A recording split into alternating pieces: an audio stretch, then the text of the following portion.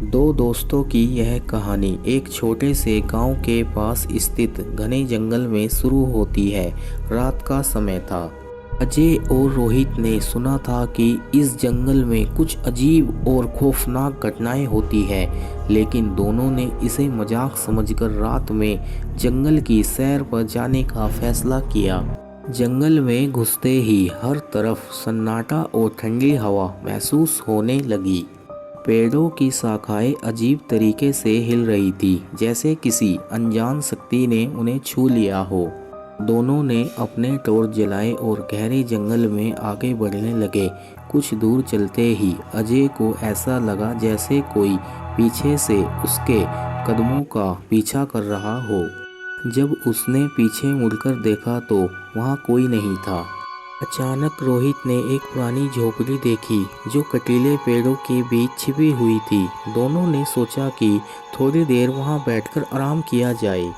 झोपड़ी में कदम रखते ही एक भयानक ठंड ने उन्हें घेर लिया। अंदर की दीवारों पर कुछ अजीबोगरीब निशान थे, जैसे किसी ने नाखूनों से खरोंच डाली हो। तभी दरवाज़ा अपने आप बंद हो गया और अंधेरे में उनकी टॉर्च भी बंद हो गई।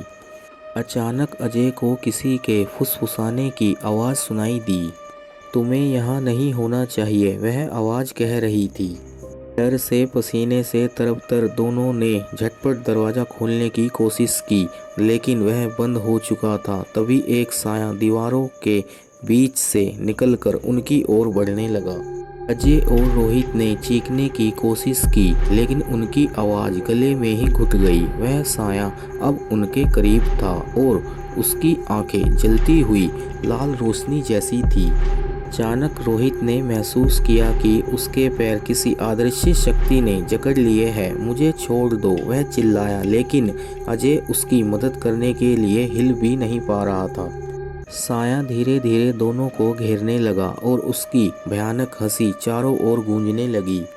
वह रात उनकी आखिरी साबित हुई और अगली सुबह गांव वालों ने जब उन्हें ढूंढने की कोशिश की तो उन्हें जंगल के बाहर सिर्फ उनकी खाली टॉर्च और एक पुरानी झोपड़ी मिली जो वर्षों से वीरान थी।